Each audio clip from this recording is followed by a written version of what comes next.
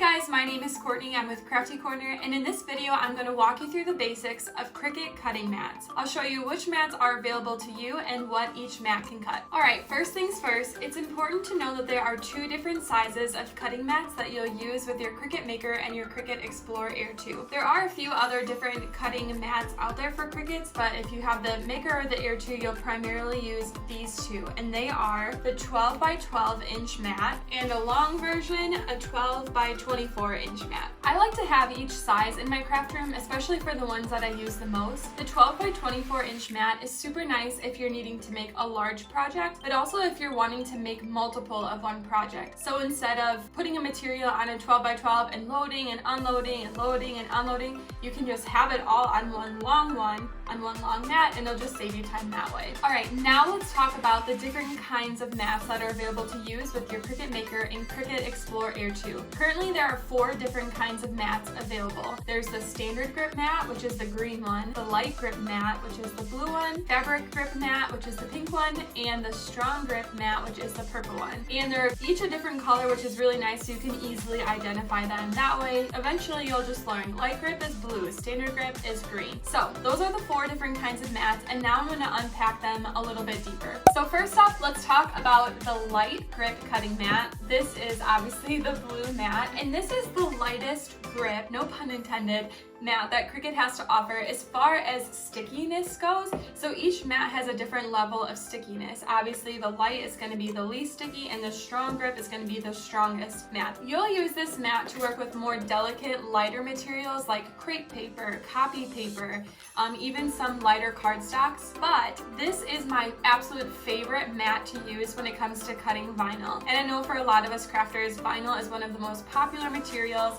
So if it's just regular adhesive vinyl, removable or permanent, I love cutting vinyl on the light grip cutting mat. The nice thing is, this is the exact mat that comes with your machine, so you'll already have this one ready to go as soon as you get your machine. I would say if you cut a lot of vinyl or even just regular cardstock paper, you'll definitely want to have a couple of these in your craft room, or maybe one 12 by 12 and one 12 by 24. That is the light grip cutting mat. This is for sure one of my most used mats, and I think a lot of people's as well. Alright, the next mat that we're going to talk about is the standard grip cutting mat, which is the green mat. And this is another super common mat. I would say that the standard grip and the light grip are probably 2 of the most popular mats that crafters use. So this mat is great for medium weight materials, so think just a little bit thicker than like lightweight materials. I love to use the standard grip for thicker cardstock or craft board paper. Acetate, window cling, infusible ink is also great to cut on the standard grip mat, and I think one of the most popular materials that gets put on the standard grip mat is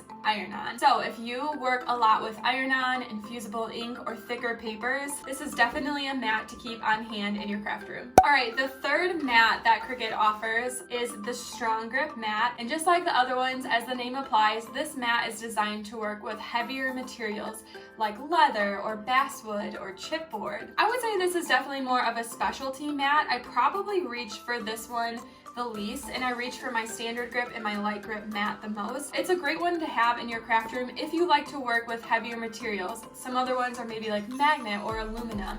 You'll want to apply this on the strong grip cutting mat. Alright, and last but not least, the 4th and final mat that Cricut has is the fabric grip cutting mat. As you can tell, this is the pink one, and it's designed to hold fabric. So this will work for the Cricut Maker and for the Air 2. So you can use fabric that's bonded, which you'd use with the Air 2 on this mat, or if you have the Cricut Maker, you can actually just apply fabric material right onto the mat without a backing. So this mat is awesome if you like to cut fabric or felt. I highly recommend using the fabric grip cutting mat. Before we wrap up, I just wanted to offer a few more tips that I think will be helpful for you with the mats and in your crafting. So the first tip is, as you're considering which mat you should use for which material, just remember the strengths of the stickiness. So the light grip is the lightest, the strong grip is the strongest, and then the standard grip is made for materials kind of right in the middle. The nice thing is too, it's not an end all be all. I said earlier that I like to use vinyl final on the light grip cutting mat. But guess what? You can also use it on the standard grip cutting mat. And there are times where I've put iron-on that I would regularly use on a standard grip cutting mat on a light grip. The point is, depending on how new or how sticky your mat is,